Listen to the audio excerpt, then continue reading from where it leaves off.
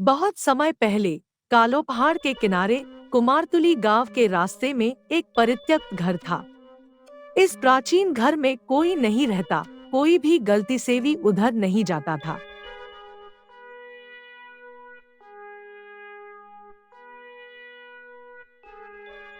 उस प्राचीन घर के पास से गुजरते समय लोगों को तरह तरह की अजीबोगरीब आवाजें सुनाई देती है। इसलिए उस घर में कोई नहीं जाता और घर भूतों का अड्डा बन गया है, क्योंकि लंबे समय से वहाँ कोई नहीं है। उस घर में हर रात भूतों की पार्टी होती है। पार्टी में क्या होता है? नाचना, गाना, खाना, सब कुछ होता है। यह एक दैवीय चीज की तरह है। भूतों की रोज की पार्टी अच्छी चल रही थी, लेकिन एक दिन पड़ोस के गांव कौमकी का कंकाल भूत कुमोरतुली गांव के रास्ते में प्राचीन घर में लंगड़ाता हुआ आया। पार्टी के सभी भूतों ने उनका अभिवादन किया और उन्हें पार्टी में शामिल होने के लिए कहा, और तुरंत काम की भूत मान गई। क्योंकि भूत कभी नाचते, कभी गाते, कभी खाते और उनके साथ पार्टी एंजॉय करने लगते। लेकिन क्योंकि भूत पुराने जमाने का था, हर रात किसी न किसी को डराता था। अगर वह किसी आदमी को डरा नहीं सकता तो उसे नींद ही नहीं आती। उन्हें आज भी पार्टी में अच्छा नहीं लग रहा था। इतने में वह अचानक कुर्सी से उठ खड़े हुए। कोंकी भूत को उठते देख मोटू भूत ने पूछा, क्या बात है भूत भाई, तुम अचानक क्यों उठ गए? अभी दावत खत्म नहीं हुई है, रात अभी लंबी है। इतनी जल्दी कहाँ जाओगे? दूसरे ने कहा, जस्ट आए हो, थोड़ा दर रखो, कहानी अभी खत्म नहीं हुई है। क्या आपको हमारी पार्टी पसंद नहीं है?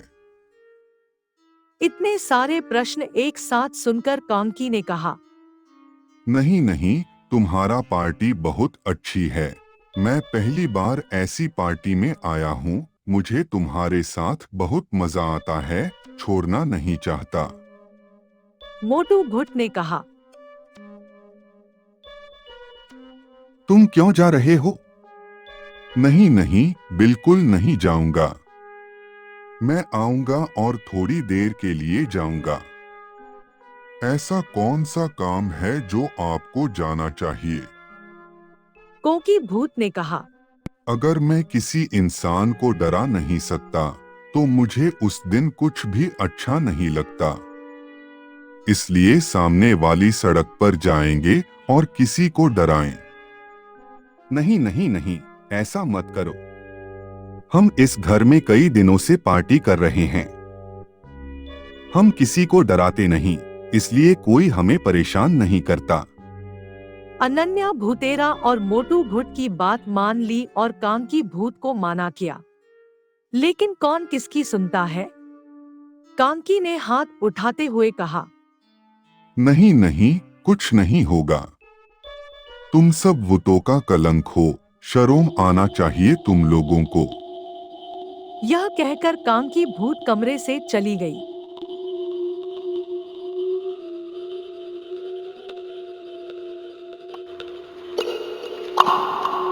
वह थोड़ा आगे बढ़ा और सड़क के किनारे एक सूखे पेड़ के नीचे खड़ा हो गया। पैर के नीचे इंतजार करने लगा। तभी उसे दूर से एक आदमी दिखाई दिया। वह आदमी धीरे धीरे उसकी ओर आ रहा था। उसने मन ही मन सोचा कि यह उसका मौका है, वह इस आदमी को डरा देगा। वह आदमी को डराने के लिए तरह तरह की भूतिया आवाजें निकालने लगा। कभी वह भेड़िए की आवाज निकालता है, तो कभी चमगादड़ों के झुंड से आदमी को डराने की कोशिश करता है। लेकिन वह आदमी किसी चीज से नहीं डरता था, बल्कि निडर होकर चलता रहा। जब कंकाल के भूत ने देखा कि आदमी किसी से नहीं डरता है, तो वह पेड़ के पीछे से अपने भयानक कंकाल के रूप में निकला और उसकी ओर लपका। उसके सामने आकर उसने जोर से आवाज लगाई और हंस पड़ा। अचानक उसे लगा कि वह आदमी दूसरे लोगों से अलग है, किसी चीज से नहीं डरता। इसके बजाय आदमी क्या जप कर रहा है? वह अच्छी तरह समझ सकता था कि मंत्र सुनकर उसके शरीर में दर्द कैसे शुरू हुआ। उसने ध्यान से देखा, वह आदमी कोई और नहीं था। वह जिसे डराने आया है वह बड़ा तांत्रिक है। उसे अपनी गलती का एहसास हुआ और वह तुरंत अपनी जान बचाने के लिए घर की ओर भागा। कांकी जैसे ही देखा मोटू भूत ने कहा,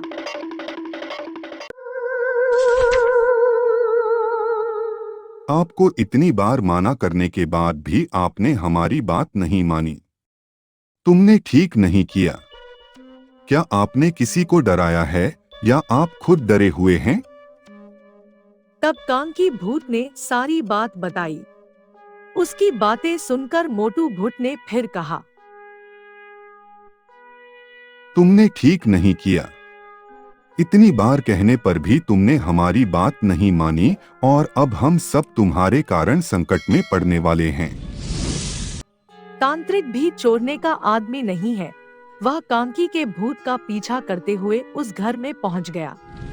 उसे देखकर सब भूत रोने लगे, एक एक करके सब कहने लगे, प्लीज मुझे जाने दो, प्लीज मुझे जाने दो, हमने कुछ गलत नहीं किया, प्लीज हमें जाने दो। यह सुनकर तांत्रिक ने कहा, मैं तुम्हें छोड़ दूंगा, बिल्कुल नहीं। तुमने मुझे डराने की कोशिश की, तुमने मेरी यात्रा में बाधाएं खड़ी की। मैं तुम में से किसी को नहीं छोड़ूंगा। मैं तुम सबको जलाकर राख कर दूंगा।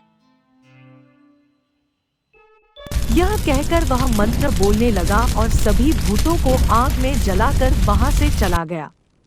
तब से उस पुराने घर में कोई भूत पार्टी नहीं होती। घर के पास से गुजरने पर भी कोई भूतों का आवाज नहीं सुनाई देती।